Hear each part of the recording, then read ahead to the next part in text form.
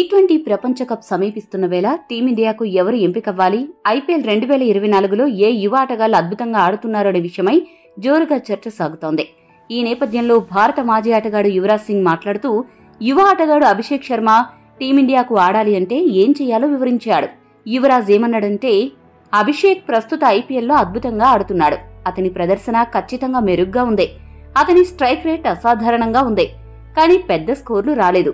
ఈ రకమైన స్ట్రైక్ తో టీమిండియాకు ఆడాలి అనుకుంటే పెద్ద స్కోర్లు సాధించడం కూడా ముఖ్యం. భారతదేశం కోసం ఆడడానికి అర్హత సాధించాలి అంటే కొన్ని పెద్ద నాకులు ఆడాలి. అప్పుడే జట్టుకు సెలెక్ట్ అవుతారు.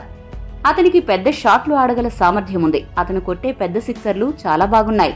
కానీ అతను సింగిల్స్ తీయడం మరియు స్ట్రైక్ రొటేట్ చేయడం ఎలాగో తెలుసుకోవాలని నేను భావిస్తున్నాను.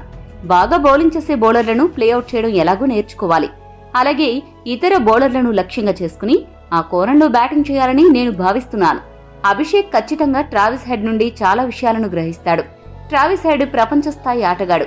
అతను ప్రపంచ కప్ ఫైనల్లో 100 సాధించాడు. అతను పెద్ద మ్యాచ్ ఆటగాడు.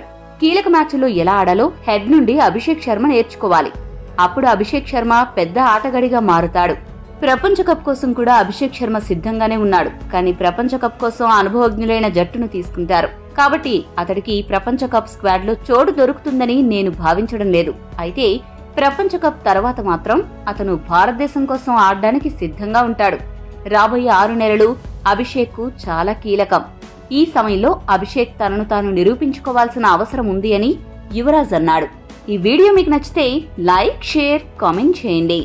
మరిన్ని స్పోర్ట్స్ అప్డేట్స్ కోసం మా ఛానల్ ను సబ్స్క్రైబ్ చేసుకోండి.